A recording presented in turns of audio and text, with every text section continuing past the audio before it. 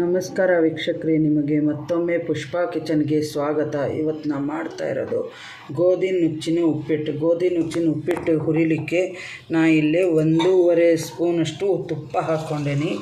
ಅದರಲ್ಲೇ ಇದನ್ನು ಹುರಿಬೇಕು. ಆಮೇಲೆ ಅದಕ್ಕೆ ಬೇಕಾಗುವುದು ಪದಾರ್ಥ ಹಸಿ ಶುಂಠಿ, ಹಸಿಮೆಣಸಿನ್ಕಾಯಿ, ಕರಿಬೇವು. ಇದರಲ್ಲೇ ತರಕಾರಿ ಬೀನ್ಸು, ಕ್ಯಾರೆಟು, ಬಟಾಣಿ ಕಾಳು, ಆಲೂಗಡ್ಡೆ, ಈರುಳ್ಳಿ, ಟೊಮೊಟೊ ಇಷ್ಟು. ಆಮೇಲೆ ಒಗ್ಗರಣೆಗೆ ಅಲ್ಲೇ ಒಗ್ಗರಣೆಗೆ ನಾನು ಅಟ್ಲೀಸ್ಟ್ ಒಂದು ಸೌಟಷ್ಟು ಎಣ್ಣೆ ಹಾಕ್ಕೊಂಡೇನಿ. ಆಮೇಲೆ ಸಾಸಿವೆ, ಜೀರಿಗೆ,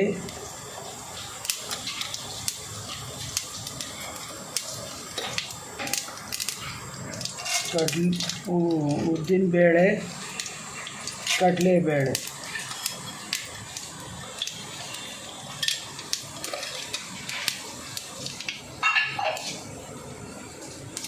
ಹಿಂಗು ಹಾಕ್ಕೋಬೇಕು.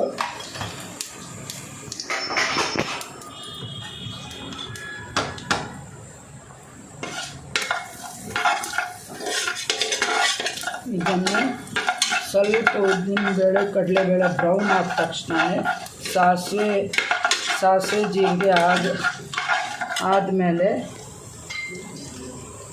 ಇದು ಹಸಿಮೆಣಸಿನ್ಕಾಯಿ, ಕರಿಬೇವು, ಕೊತ್ತಂಬರಿ ಹಾಕ್ಕೊಂಡ್ಬಿಡ್ಬೇಕು.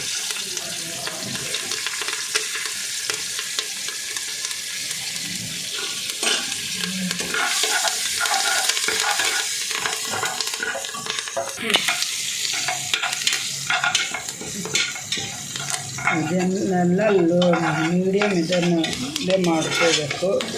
ಇದನ್ನು ನೀವು ಓಪನ್ ಇಟ್ಕೊಂಡು ಮಾಡಿಕೊಂಡ್ರೆ ಆಗುತ್ತೆ ಈ ಗೋಧಿ ನುಚ್ಚಿನ ಇದನ್ನು ಉಪ್ಪಿಟ್ಟು. ಇಲ್ಲಾಂದರೆ ಕುಕ್ಕರಲ್ಲೇ ನೀವು ಮಾಡ್ಬೋದು.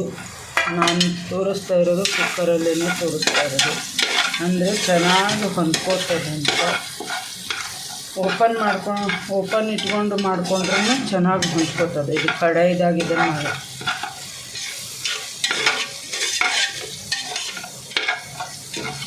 ಆದರೆ ಟೈಮ್ ಹಿಡಿಯುತ್ತೆ. ಇದಕ್ಕೆ ಒಂದು 7-8 ವಿಸಲ್ ಬಂದ ಮೇಲೆ ಆಫ್ ಮಾಡ್ಕೋಬೇಕು. ನೀರು ಜಾಸ್ತಿ ಹಾಕಬೇಕು. ಈರುಳ್ಳಿ,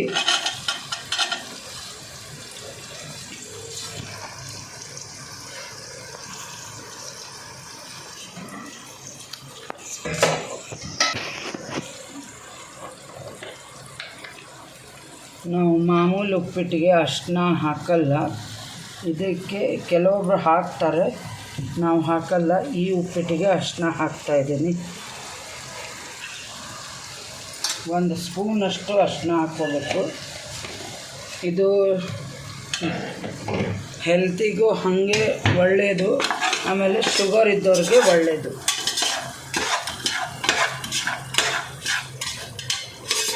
ರುಚಿಗೆ ತಕ್ಕಷ್ಟು ಉಪ್ಪು.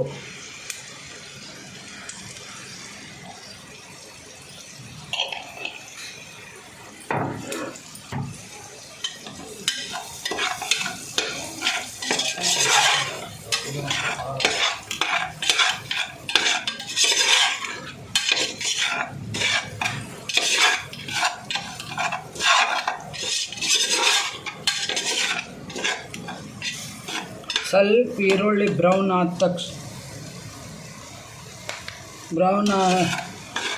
ಆಗೋವರೆಗೂ ಇದನ್ನು ಮಾಡ್ಕೋಬೇಕು. ಆಮೇಲೆ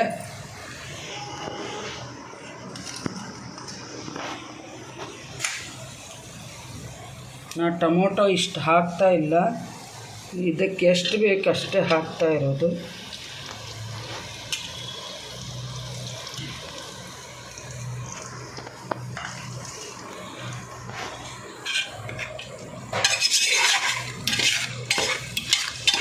ಎರಡು ಸಾಫ್ಟ್ ಆದಮೇಲೆ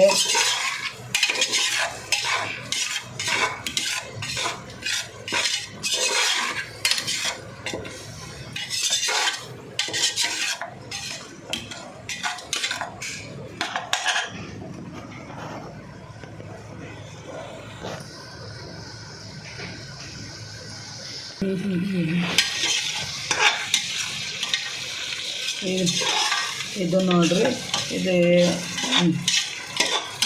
ಎಲ್ಲ ಈರುಳ್ಳಿ ಟೊಮೊಟೊ ಸಾಫ್ಟ್ ಆಗಿಬಿಟ್ಟಿದೆ.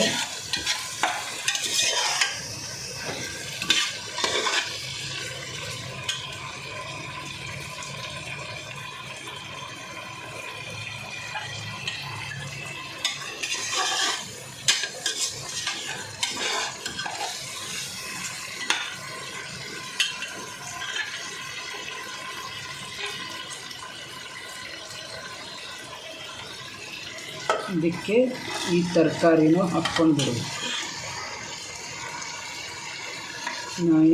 ನಿಮಗೆ ಇದರಲ್ಲಿ ಬದನೆಕಾಯಿ ಹಾಕಿದರೆ ತುಂಬ ಚೆನ್ನಾಗಿ ಫ್ಲೇವರ್ ಕೊಡುತ್ತೆ. ನಾನು ಬದನೆಕಾಯಿ ಹಾಕಿಲ್ಲ.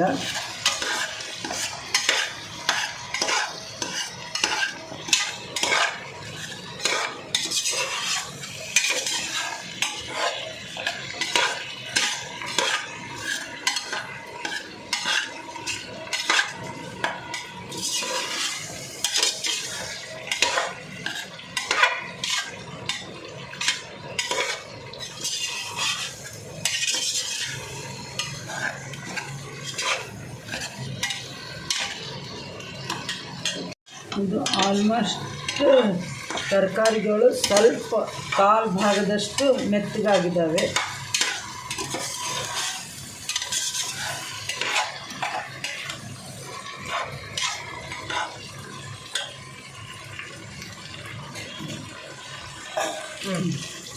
ಇದಕ್ಕೆ ಈ 1 ಲೋಟಕ್ಕೆ 4 ಲೋಟ ನೀರು ಹಾಕ್ತೀನಿ, ಮತ್ತು ಇನ್ನೊಂದು 2 ಲೋಟ ಎಕ್ಸ್ಟ್ರಾ ಹಾಕ್ತೀನಿ. ಯಾಕಂದರೆ ಗೋಧಿ ನುಚ್ಚಲ್ಲ, ಚೆನ್ನಾಗಿ ಬೇಯಬೇಕದು.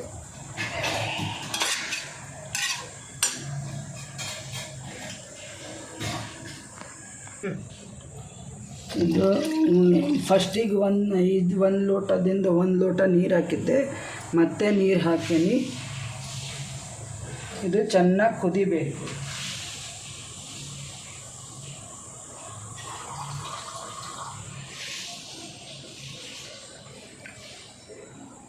ಮತ್ತು ಮೇಲೆ ಅರ್ಧ ಲೋಟ ನೀರು ಹಾಕಿ ಅಷ್ಟೆ. ಇದು ಚೆನ್ನಾಗಿ ಕುದಿಬೇಕು.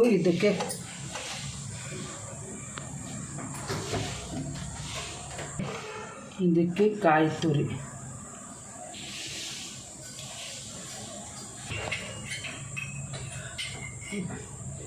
ಒಂದು ಹಿಡಿಯಷ್ಟು ಕಾಯಿ ತುರಿ ಹಾಕಬೇಕು. ನೀವು ಹಾಕಲಿಲ್ಲ ಅಂದರೂ ಏನು ಪರವಾಗಿಲ್ಲ, ಆದರೆ ಕಾಯಿ ತುರಿ ಉಪ್ಪಿಟ್ಟಿಗೆ ಹಾಕಿದರೆ ಚೆನ್ನಾಗಿರುತ್ತೆ. ಇದಕ್ಕೆ ನಾನು ಫಸ್ಟಿಗೆ ಕೊತ್ತಂಬರಿ ಜೊತೆನೇ ಸ್ವಲ್ಪ ಸಕ್ಕರೆ ಹಾಕೀನಿ. ಇದು ಕೊತ್ತಂಬರಿ ಸೊಪ್ಪು,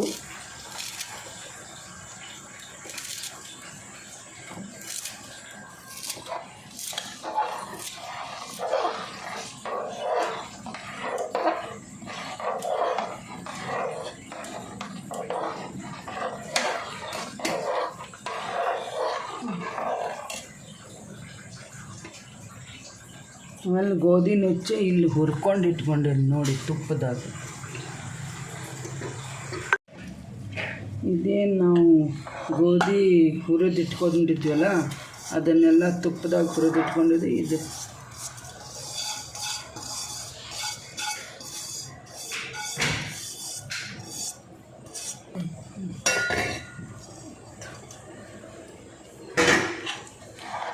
ನೀರೇನು ಕುದಿಲಿಕ್ಕೆ ಇಟ್ಟಿದ್ದೆಲ್ಲ ಕುದ್ದ ನಂತರ ಇದನ್ನು ಹಾಕ್ರಿ.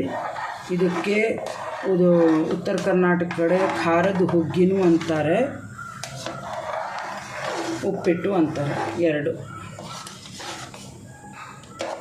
ನಾನು ಈ ಕಡೆ ಸೈಡ್ ಬೆಂಗಳೂರು ಇದಕ್ಕೆ ಅರ್ಥ ಆಗಿ ಇದಕ್ಕೆ ಉಪ್ಪಿಟ್ಟು ಅಂತ ಹೇಳಿದ್ದು. ಆ್ಯಕ್ಚುಲಿ ಇದು ಖಾರದ ಹುಗ್ಗಿ ಅಂತಾರೆ, ಗೋಧಿ ನುಚ್ಚಿಂದ ಖಾರದ ಹುಗ್ಗಿ. ಮತ್ತು ಉತ್ತರ ಭಾರತ ಕಡೆ ಲಾಪ್ಸಿ ಅಂತಂತಾರೆ ಖಾರದ್ದು.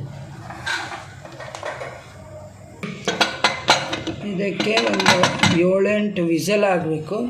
ವಿಸಲ್ ಆದರೆ ಚೆನ್ನಾಗಿ ಆಗುತ್ತೆ, ಹೊಂದ್ಕೊಳ್ಳುತ್ತೆ ಎಲ್ಲ. ಇದಕ್ಕೆ ಇಷ್ಟೇ ನೋಡಿ, ಈ ಥರ ಮೀಡಿಯಮ್ ಗಟ್ಟಿ ಆಗುತ್ತೆ. ಆರಿದ ನಂತರ ಸ್ವಲ್ಪ ಇನ್ನೂ ಮೀಡಿಯಮ್ ಗಟ್ಟಿ ಇರುತ್ತೆ. ಆರಿದ ನಂತರನೂ ತಿನ್ಬೋದು. ಇದಕ್ಕೆ ದಲಿಯಾ, ಉಪ್ಪಿಟ್ಟು, ಉತ್ತರ ಕರ್ನಾಟಕ ಕಡೆ ಖಾರದ ಹುಗ್ಗಿ ಅಂತೂ ಕರೀತಾರೆ.